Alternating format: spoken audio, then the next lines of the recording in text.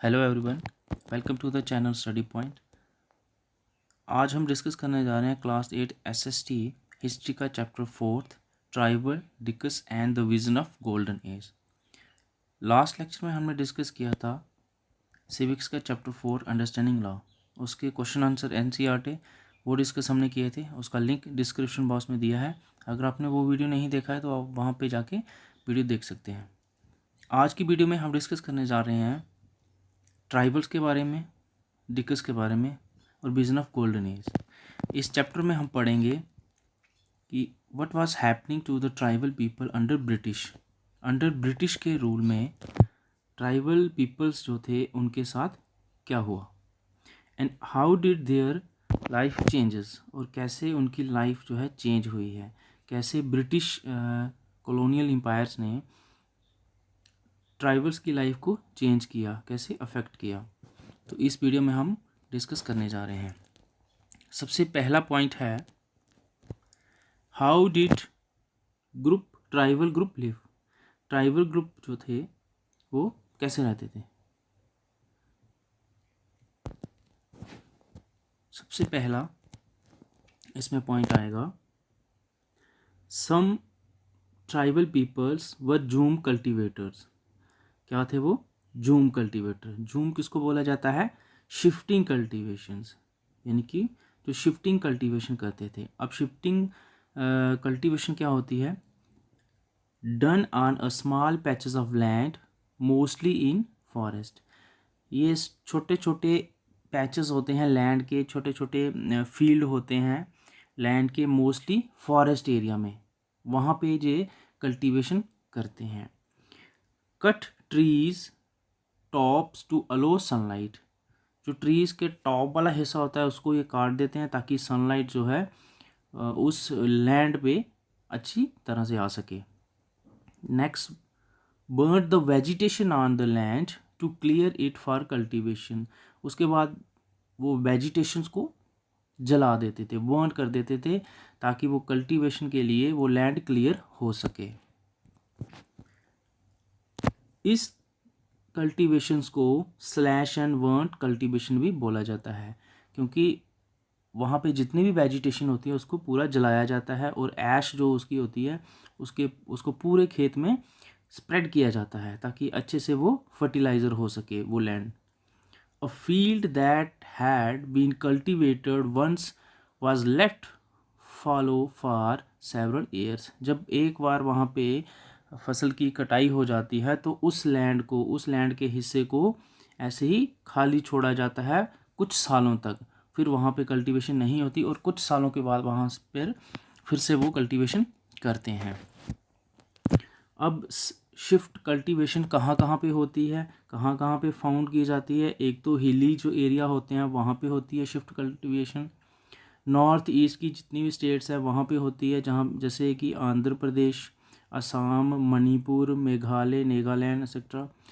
And central India में जहाँ पे एमपी, मध्य प्रदेश एंड छत्तीसगढ़, ये कुछ एरियाज है जहाँ पे शिफ्टिंग कल्टीवेशन होती है। Next, some were hunters and gatherer. अब क्या है कि कुछ ट्रैवलर्स ऐसे होते थे जो कि शिकार करते थे, हंटर होते थे, और गैदरर्स मीन्स कि वो जो प्रोडक्ट्स होते हैं फॉरेस्ट के उनको इकट्ठा करते थे, फ्रूट्स वगैरह खाने की चीज़ें वो इकट्ठा करते थे। एक कम्युनिटी है ट्राइबल्स की जो कि उड़ीसा के फॉरेस्ट में रहती है। वो क्या करते थे? वो रेगुलरली हंटिंग करते थे और जो भी मटेरियल वहाँ से मिलता था हंटिंग से, मीट वगैरह, वो अपने आप में से वो जितने भी होते थे कम्युनिटी के लोग उनमें बांट देते थे। और फ्रूट्स जो फॉरेस्ट के होते थे उनको कलेक्ट करते थे, ये भी वो उसको डिस्ट्रीब्यूट कर लेते थे। नेक्स्ट उसके बाद आता है कुछ हर्डेड एनिमल्स होते हैं, ऐसे ट्राइबल्स जो हर्डेड एनिमल्स को रियर करते हैं। They move with their herds of cattles and sheeps according to the season. ये ऐसे लोग होते थे जो सीजन के अकॉर्डिंग अपने कैटल्स को, अपनी शीप को अपने साथ एक जगह से दूसरी जगह ले जाते थे। जैसे one Gujjar of Punjab hills में जो वन गुज्जर रहते थे, ये एग्जाम्पल है। सेकंड गद्दीज ऑफ कुल्लू मनाली, जहाँ के जो गद्दीज हैं ये इनकी एग्जाम्पल है। एंड बकरवाल्स इन कश्मीर, ये कुछ इसकी एग्जाम्पल्स हैं। ये क्या हैं? ये हर्डेड एनिमल्स, यानी कि एक जगह से दूसरी जगह जो शिफ्ट होते रहते हैं according to the seasons. Some took to settle cultivation, कुछ ट्राइबल ग्रुप्स ऐसे थे जो कि सेटल्ड कल्टीवेशन करते थे। सेटल्स मीन्स कि वो एक जगह पे रुक के ही फॉरेस्ट में कल्टीवेशन करते थे। Those who cultivate their field in one place year after years instead of moving, यानी कि वो एक जगह से दूसरी जगह नहीं जाते थे, वो वहीं पे रह के अपनी कल्टीवेशन करते थे। वो they begins to use plough gradually got right over the land they lived on, वो हल का भी यूज़ करते थे और ग्रेजुअली धीरे धीरे जिस जगह पे वो रहते थे उस जगह पे उनका अधिकार हो गया। क्लियर? यानी कि वो वहाँ के मालिक बन गए, वहाँ पे उन्होंने अपने मकान वगैरह बना लिए।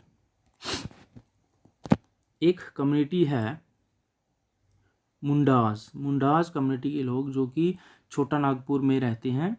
The land belong to the clan as a whole, ये जो जगह है ये पूरी की पूरी जगह इस क्लैन से बिलोंग करती है, सिर्फ इसी क्लैन के लोग वहाँ पे रहते हैं। Very often they acquired more power than others, बहुत जल्दी इस क्लैन के लोगों ने मोर पावर एक्वायर कर ली, बहुत शक्तिशाली ये हो गए दूसरों के मुकाबले। Some become chief and other followers, इनमें से कुछ ऐसे थे जो चीफ बन गए, चीफ मीन्स की हेड बन गए, और कुछ जो है इनके फॉलोअर्स बन गए, इनको फॉलो करने वाले। Next, how did colonial rule affect tribal life, कैसे ब्रिटिशर्स का जो रूल था उसने कैसे अफेक्ट किया ट्राइबल्स की लाइफ को। क्लियर? इसके पहले जो चीफ थे, मैं आपको बता दूं, इससे पहले जो चीफ थे ट्राइबल चीफ, उनके पास कुछ एरियाज़ में बहुत अच्छी पावर्स थी, वो ज़्यादा पावरफुल थे, वो एडमिनिस्ट्रेटिव एक्टिविटीज़ को परफॉर्म करते थे, कुछ इकोनॉमिक सोर्सेस पे उनका कब्जा था, और वो अधिकार था, वो उनकी खुद की पुलिस थी, और अपने मसले जो है वो खुद सुलझाते थे। बट उसके बाद क्या हुआ, after the arrival of the British, जो पावर्स थी चीफ की वो चेंज होगी कंसीडरेबली। दे वर लॉस्ट एडमिनिस्ट्रेटिव पावर्स, उन्होंने अपनी प्रशासनिक जो शक्तियाँ थी, पावर्स थी, वो खो दी, और उनको फोर्स किया गया कि वो फॉलो करें लॉज को जो कि ब्रिटिश के द्वारा बनाए गए इंडिया में। और यानी कि कहने की बात यह है कि जितनी भी पावर्स थी चीफ की, ट्राइबल चीफ की, वो धीरे धीरे ख़त्म होगी और पूरा का पूरा कब्जा किसका हो गया? ब्रिटिशर्स का। फिर उसके बाद what happen to the shifting cultivation, उसके बाद जब अंग्रेज आ गए, उसके बाद शिफ्टिंग कल्टीवेशन के साथ क्या हुआ? क्या जो ट्राइबल्स थे, क्या उन्होंने शिफ्टिंग कल्टीवेशन करना जारी रखा, या उनके साथ उसके ऊपर क्या इफ़ेक्ट पड़ा? ब्रिटिशर्स जो थे वो अनकंफर्टेबल थे with group who moved about, यानी कि वो चाहते थे ये शिफ्टिंग कल्टीवेशन ना करें, ये सेटल्ड कल्टीवेशन करें। अंग्रेज ये चाहते थे कि जो ट्राइबल्स हैं ये शिफ्टिंग कल्टीवेशन ना करें। शिफ्टिंग मीन्स कि ये शिफ्टिंग करके फिर उसको छोड़ के दूसरी जगह चले जाते थे, ऐसा ना करें। वो चाहते थे कि ट्राइबल ग्रुप हैं वो सेटल हो जाएं और पीजेंट कल्टीवेटर बन जाएं, यानी कि उनके अंडर काम करने वाले बन जाएं एक ही जगह पे। तो क्यों? क्योंकि वो चाहते थे एक रेगुलर रेवेन्यू सोर्स उनके लिए बन जाए, इसलिए उन्होंने लैंड सेटलमेंट्स को इंट्रोड्यूस किया, बहुत सारे चेंजेस उसमें की। दे मेजर द लैंड, उन्होंने जो लैंड को मापना स्टार्ट कर दिया। हर इंडिविजुअल्स के लिए उन्होंने राइट जो हैं वो डिफ़ाइन कर दिए, और रेवेन्यू जो है वो बिल्कुल फिक्स कर दिया कि इतना रेवेन्यू आपको देना ही देना है। Next, forest law and there impact. उसके बाद क्या आया, सॉरी लास्ट लाइन है इसकी। सम पीजन्स डिक्लेयर्ड लैंड ओनर्स, कुछ पीजन्स से जिनको लैंड ओनर्स डिक्लेयर किया गया यानी कि जिनके पास उनको मालिकाना अधिकार दिया गया, और कुछ जो हैं टेनेंट्स, यानी कि इनको टेनेंट्स क्या होते हैं, इनको लैंड ओनर्स को रेंट देना पड़ता है, उनकी ज़मीनों पे काम करके वो ज़मीनें उनकी लेते थे और उसके बदले में उनको रेंट देते थे। अब उसके बाद क्या हुआ, जब ये डिस्प्यूट होने लगा कि उनको शिफ्ट कल्टीवेशन का मौका नहीं मिलने लगा ट्राइबल्स को, तो ब्रिटिशर्स ने किया एक फॉरेस्ट लॉ बनाया। उसका इम्पैक्ट उसके ऊपर हुआ, क्या हुआ कि ब्रिटिशर्स ने अपना कंट्रोल एक्सटेंड कर दिया over all forest and declare as state property. उन्होंने एक फॉरेस्ट डिपार्टमेंट बना दिया और अपना कंट्रोल है पूरे फॉरेस्ट के ऊपर काबिज कर लिया, ठीक है, और उसको डिक्लेयर कर दिया कि फॉरेस्ट जो हैं वो स्टेट की प्रॉपर्टी हैं। Some forest classified as reserve forest, कुछ फॉरेस्ट ऐसे थे जिनको क्लासीफाई उन्होंने कर दिया कि ये रिजर्व्ड फॉरेस्ट हैं फॉर टिम्बर के लिए, ताकि टिम्बर की ट्री वहाँ पे उगा सकें, क्योंकि वो ब्रिटिशर चाहते थे, क्योंकि उसका वैल्यू अच्छी थी यूरोप के मार्केट में टिम्बर्स की लकड़ी की। Clear? people who were not people were not allowed to collect fruit and cultivation, लोग जो थे उनको बिल्कुल भी अलाउड नहीं था कि वो फ्रूट को कलेक्ट कर सकें वहाँ पे जाके और कल्टीवेशन कर सकें। Some land was given to jhum cultivation, कुछ उसका हिस्सा लैंड का वो जूम कल्टीवेशन, जूम यानी कि शिफ्टिंग कल्टीवेशन के लिए दिया गया, ऑन द कंडीशन, एक कंडीशन के ऊपर कि they will provide labour for forest department for look after. क्यों दिया गया? क्योंकि एक शर्त पे दिया गया कि जो ट्राइबल्स लोग थे वो क्या करेंगे, लेबर प्रोवाइड करेंगे फॉरेस्ट डिपार्टमेंट्स को। क्यों करेंगे? ताकि वो ट्रीज़ को काट सकें, रेलवे स्लीपर्स बनाने के लिए या ट्रांसपोर्ट लॉग के लिए वो अवेलेबल हो सकें। Next, rebellion. इसके बाद कुछ विद्रोह हुए, रिविलियन हुए। Tribal group rebellion against the changes in law, जो ट्राइबल ग्रुप्स थे उन्होंने विद्रोह किया, किसके अगेंस्ट किया? जो चेंजेस हुई लॉज में, अंग्रेज़ों ने क्या किया, लॉज में चेंजेस कर दी, रिस्ट्रिक्शन लगा दी, उनकी जो प्रैक्टिस होती है, न्यू टैक्स लगा दिए, इसके अगेंस्ट उन्होंने रिविलियन किया। द खोल्स रिविलियंस 1831 एंड 32 में ये एक रिविलियन हुआ। उसके बाद संथल ये भी एक रिवोल्ट के सामने आया 1855 में।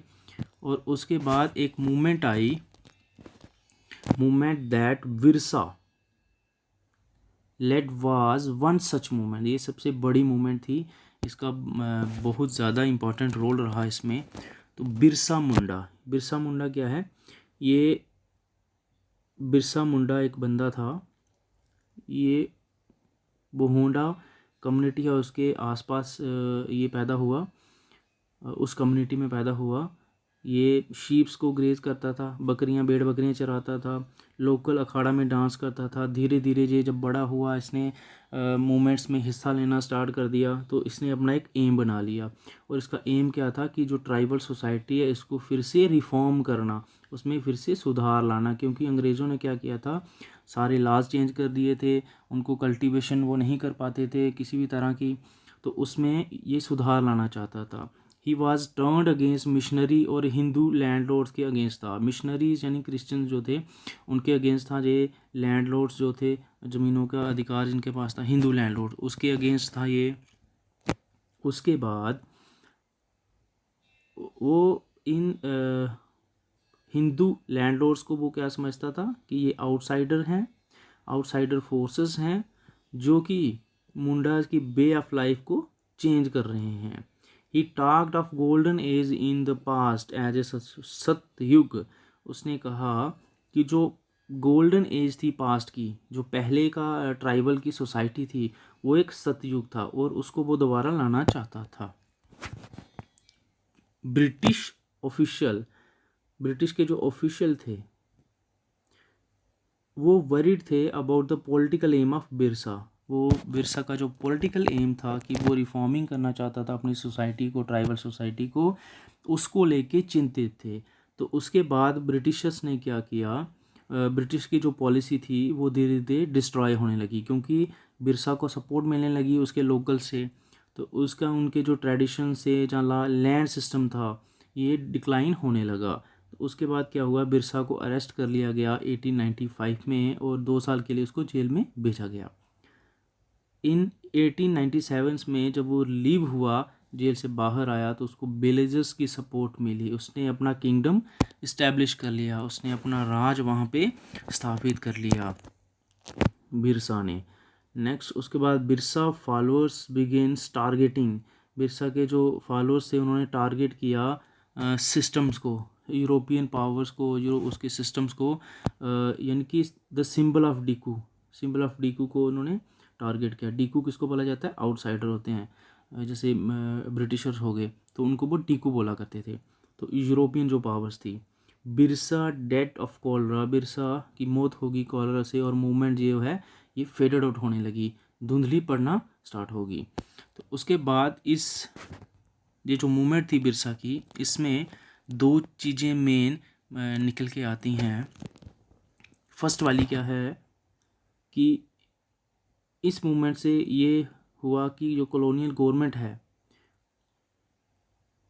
वो उसको एक लॉ बनाना पड़ा, ताकि जितनी भी ट्राइबल्स हैं उनकी ज़मीनों को इतनी आसानी से वो टेकन ओवर ना कर सके, कोई हासिल ना कर सके। जो उनकी ज़मीनें हैं जिनके ऊपर वो कल्टीवेशन करते थे ट्राइबल्स, वो इतनी आसानी से ना उनसे कोई छीन सके।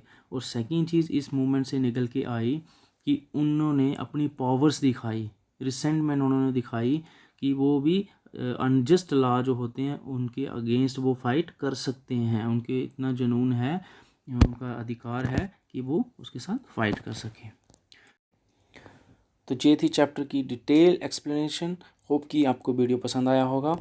नेक्स्ट वीडियो में हम डिस्कस करेंगे NCERT question answers, multiple choice question, short answer question इसी चैप्टर के। तब तक good bye, take care and have a nice day.